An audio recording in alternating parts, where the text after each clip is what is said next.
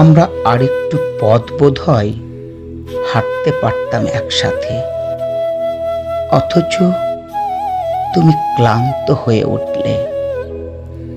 পায়ের পথে ক্লান্ত হলে পথিক একটু জিরিয়ে নিয়ে আবার হাঁটতে পারে, কিন্তু জীবনের পথে ক্লান্ত হয়ে থেমে গেলে পথ ক্রমশই গন্তব্য থেকে আবছা হতে হতে ছোট হয়ে আসে।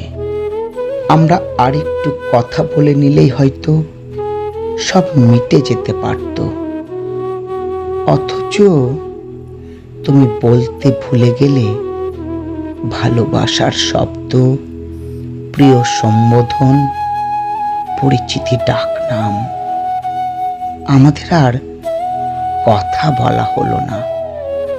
শব্দ থেমে গেলে দুজন মানুষের হৃদয়ের মানচিত্রের সীমানায় কাঁটাতারের সৃষ্টি হয়। আমরা শেষবারের মতন দুজন দুজনের কপালে চুমু খেয়ে দুদিকে চলে যেতে পারতাম। সম্পর্কটা থাকতো না, শ্রদ্ধাবোধটা তো রয়ে যেত।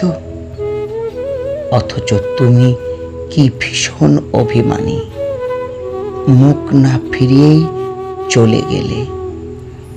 ফিরে তাকালেই হয়তো দেখা যেত দুজোড়া চোখ কি অদ্ভুত রকমের আগ্রহ নিয়ে ফিরে আসার অপেক্ষায় চেয়ে আছে।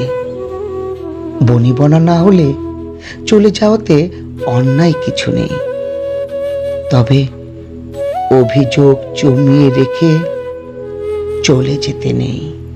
শেষ চেষ্টাটা বোধহয় করাই যেত, অথচ তুমি সমস্ত অভিযোগ বুকে চেপে চলে গেলে।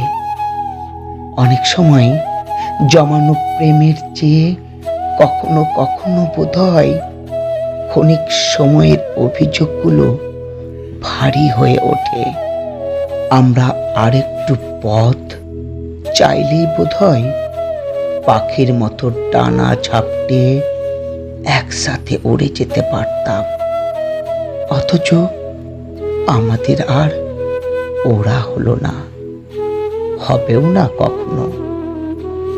অভিমানে ঘর ভেঙে উড়ে যাওয়া পাখি আর কখনোই তার পুরাতন ঘরে ফেরে না।